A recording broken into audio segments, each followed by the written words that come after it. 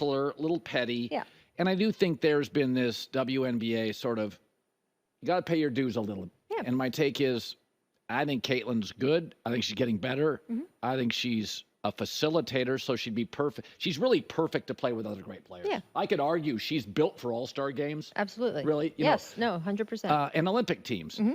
Do you think, as they look at it now, do you think maybe a little bit the Olympic women's team is thinking, God, did we have to lose to Caitlin Clark and the WNBA All-Star team? This is, of all the games we needed to win, was it kind of a, okay. Do you think there's anybody on that Olympic team that thinks, we probably just should have put her on the Well, look, the last time they did this, prior to the Tokyo Olympics, the WNBA team beat Team USA. Yes. So it's happened before. Yeah. And frankly, this is the toughest competition Team USA is going to face in this entire month. They are not going to face an opponent in the international tournament that is as talented, as hungry as we saw the WNBA team be over the weekend. And Cheryl Reeves talked about that. She said, I think this is a landmark game for our league, and it's one of the most exciting nights we've ever had because there were so many eyeballs and so much attention on it. And part of that is, of course, due to Caitlin Clark. I mean, if you look at the voting, the top 11 players in voting for the All-Star game last year, I think it was 734,000 or something in that ballpark. The total voting this year, just for Caitlin Clark alone, was 700,000. So that not only tells you how popular she is, but tells you how many more people are voting, how many more people tuned in. More eyes. I think that most of the WNBA is actually pretty grateful for her bringing those eyeballs, and especially to an All-Star game, because look at all the players that got to show off, right? Oh, that is my take. Arika was great. Angel was great. Brianna Stewie was just like a beast out there. When you're a great musical act, who you choose as your open changes careers. Yes.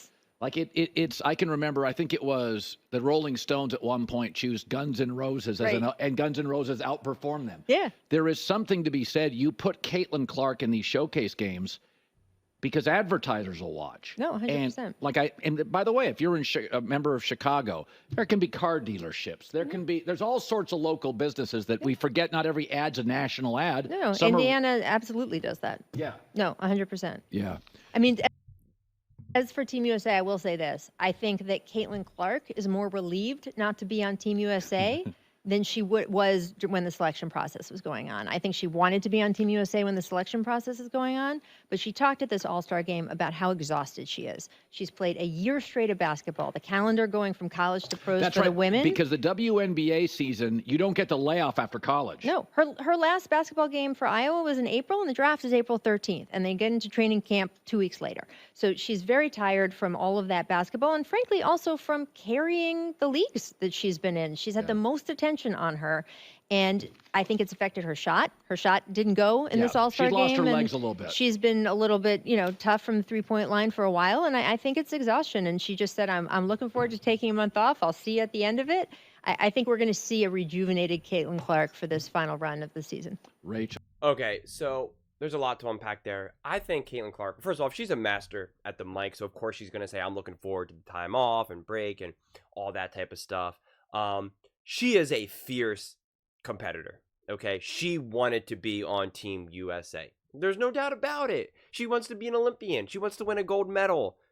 She is a true competitor, okay? She is an athlete and a warrior at heart. So we can lie to ourselves and act like she wants some time off and a break.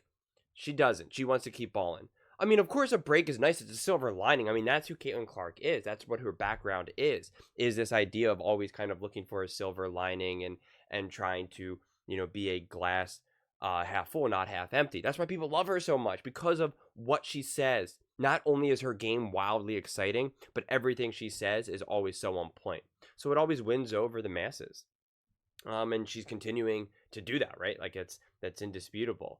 But all the things that they were just talking about, all the eyeballs on the screen, the popularity, it's like all the more reason why Caitlin Clark should be in the Olympics. It's just, there's so much momentum everywhere. Caitlin Clark, her stock is through the roof. Fans are just dying, begging for more Caitlin Clark. They just are. They want the Caitlin Clark content. on YouTube, on TV, on any of the sports shows, The Herd, First Things First, wherever. They need it so badly. They're obsessed. The Olympics would have been a great path to that. Rachel even said that the hardest team that the Team USA is going to play is the WNBA All-Stars. All the more reason why Caitlin Clark should be on there. Because it's proof that she would be able to hold her own.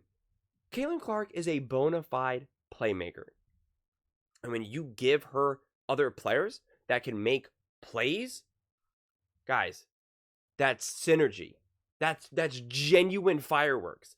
What's frustrating is the WNBA and the Olympics team, I know they're separate, but they're together as well. Let's not act like these are just two completely divided, enterprises here. We are robbed now of more Caitlin Clark content, number one. And number two, pure Caitlin Clark excitement. The highlights. Her going to the Olympics, representing USA, would just be such a major boost. Especially when that's combined with what the men's are doing now. They have all the stars there too, right? They have LeBron. They have Steph. They have KD. This is the Dream Team 2.0. And Caitlin Clark was going to be there as well. It was going to just be this massive showing of, we are America. We are USA. You ain't nothing. You guys think you can beat us, but you can't. We still dominate basketball, both men and women. Let's go. And Caitlin Clark was going to be part of that. And now it's done because we're having conversations. Should Caitlin Clark and Angel Reese be on the All-Star team, be on the Olympics in 2028? Who cares about 2028?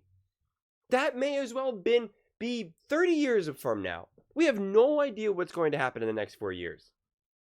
We have no idea. For all we know, this hype machine settles down.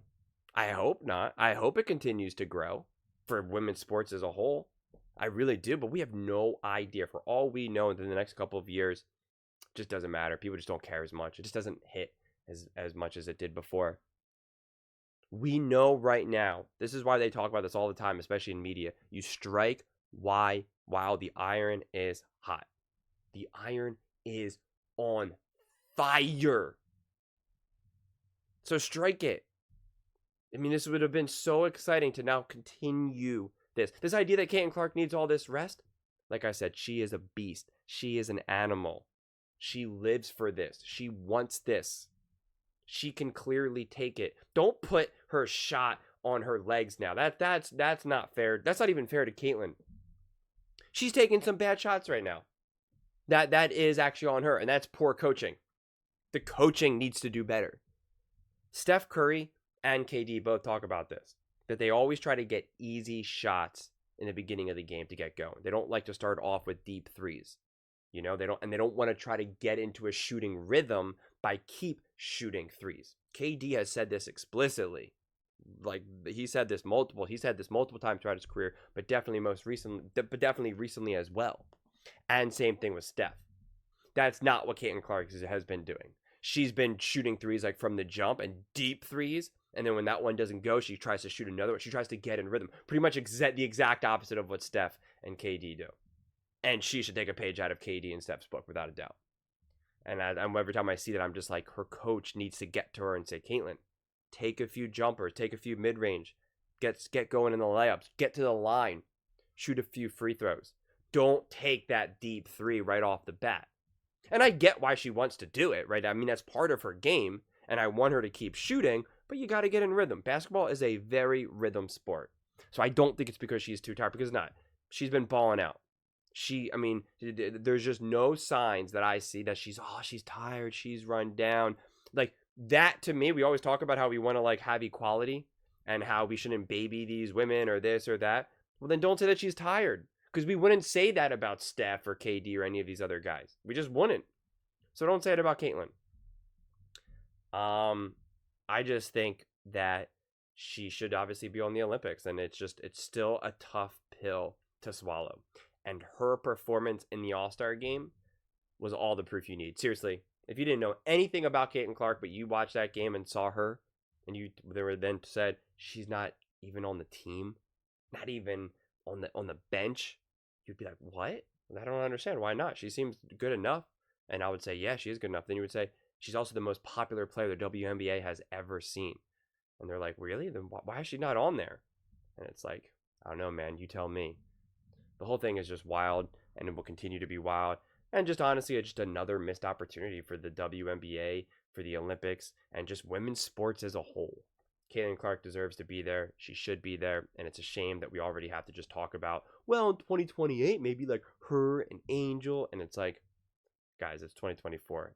We got to stay present. We got to stay in this moment. Let's enjoy this and extract as much as we can. Grow the sport as much as it can. So when you get to 2028, it's just through the roof. This is the building. This is the foundation right now that they are building. Let her continue to build that foundation and grow the sport. So by the time she does get there in 2028, and now she is a seasoned veteran, and she is poised to truly dominate, she gets to dominate in the largest stage that women's sports has ever seen. But those are just my thoughts. I would absolutely love to hear yours. What do you guys all think? Do you think that Caitlin Clark should be on the Olympic roster and that this was a major mistake by Team USA and the WNBA and women's sports as a whole? Let me know in the comments below. I read every single comment, so whether you agree with me or disagree with me, either way, let's get in some discussions, let's get in some fights, but ultimately, let's just have some fun. And please do consider subscribing. We are building an amazing community here, and I'd absolutely love to see you part of it. I want to build something that we all genuinely feel connected to, something that we're really excited to be part of, and I think we're well on our way to doing it. And please don't forget to give this video a thumbs up, as it really does help with the visibility and the algorithm. Thank you so much, and see you next time.